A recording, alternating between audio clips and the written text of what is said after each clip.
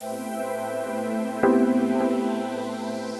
and welcome once more to Red Gaming Tech. My name is Marta. Today is still the 17th of November, and this time I'm bringing you something a little bit different as we are fast approaching the Xbox One launch, as it is, of course, less than a week away, as it is coming out on November 22nd. So I thought, what better time to have a pre-launch hype/reminder video as we take another look at all of the games that are going to be coming out not only on day one, but of course on the launch window as well, as a couple of big games, including of course the legendary Titanfall, are going to be coming out in the launch window rather than the launch day.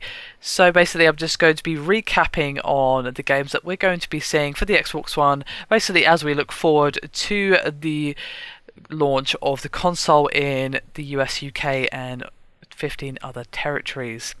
So of course we have Assassin's Creed 4 Black Flag, and these are the day one launch day titles, of course.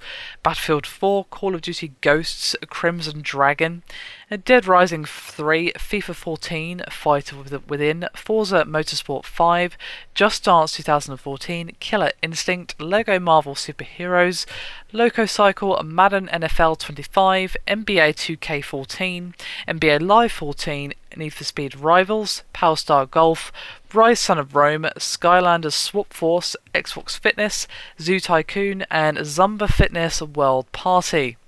Now, there are a fair few interesting titles on the Xbox One launch lineup, and to be honest, it kind of beats the PS4 launch day lineup into the ground.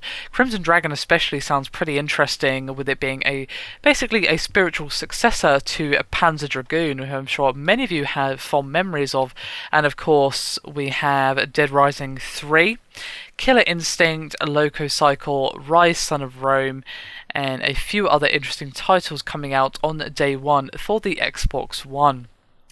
Now, launch window titles list is a lot smaller, as we have Kinect Sports Rivals, Minecraft Xbox One Edition, Peggle 2, Project Spark, Titanfall, and Wolfenstein: The New Order. Now, I think the title that people are looking forward to the most from those is, of course, going to be Titanfall. That is a game that looks really, really interesting, and I can't actually wait to get my hands on it.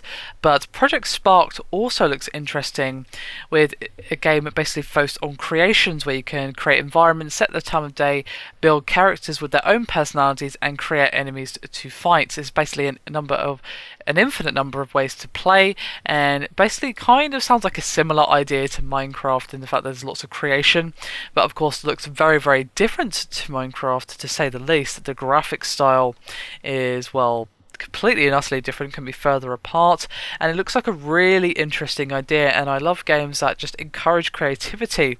I'm a very creative person myself, and I just love to see it being implemented to such a wide and varied degree in a game who, of course, games can sometimes be a bit limited and don't always encourage creativity. Not that every game should, but of course the games that do encourage creativity, well, if they do it right, they can have endless replayability, as you just want to create your own worlds, create your own characters, create your own stories even, and then of course share those with your friends. So the Xbox One launch is looking rather strong, to say the least. Rise Son of Rome I'm curious about. It sounds like it could be good. And of course Crimson Dragon, as well as a few others. Dead Rising is a series that I've played a little bit of. I actually owned the original on the Xbox 360, and it was a blisteringly hard game. I don't think I actually completed it. I think I ended up selling it a few months down the line so I could get a different game. I don't actually remember what I ended up buying in place of it, because so long ago now, but I do remember enjoying that game immensely, but getting stuck on one part. I believe you had to deal with this guy who had a sniper rifle or something like that. I can't really remember. It was many years ago, but I'm curious to see where they take the IP.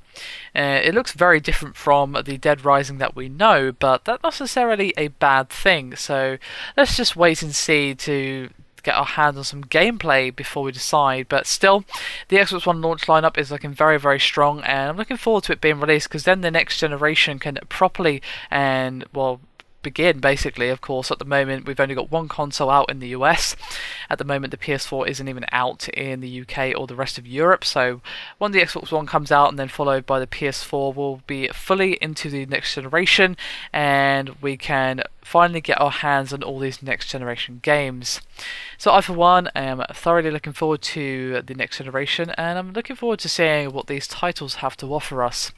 Anyway, there you have it. I hope you've enjoyed this slightly different video and this sort of a little bit of a hype pre-launch video for the Xbox One, and I'll see you next time.